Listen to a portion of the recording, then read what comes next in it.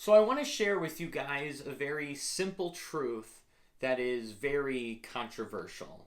And I want to know your guys' opinion on it. So if you give me a thumbs up if you like it, and if you disagree, give me a thumbs down and tell me why in the comment section. Also, please share the video so that way other people can join in on the conversation.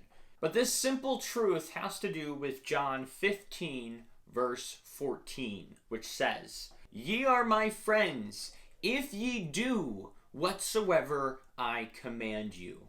A very simple verse with a very simple truth. You are his friend if you do whatever he commands. So what happens when you don't do whatever he commands? Well, if you're not doing whatever he commands, it proves you are not his friend, because his friends, Jesus' friends, do whatsoever he commands. Very simple. No twisting of the scriptures. It's straight out of the Bible. A very simple concept. Now here's the part where it gets controversial. If you're a sinner right now, it proves you are not Jesus' friend. Because Jesus' friends do whatsoever he commands. And I can guarantee you, Jesus does not command you to sin.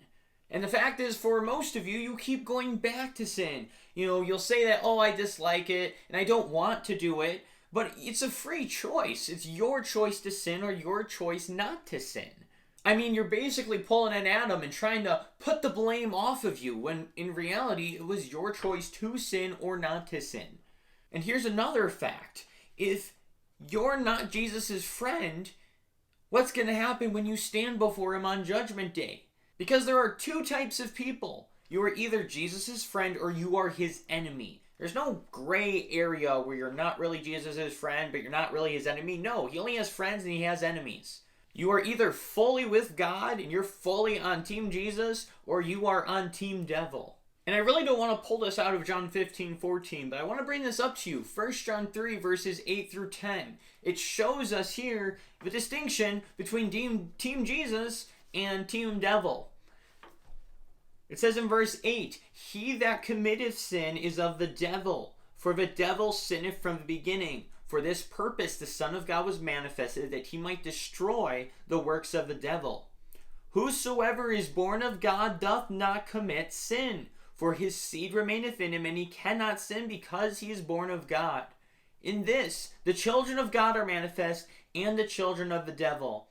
Whosoever doeth not righteousness is not of God, neither he that loveth not his brother."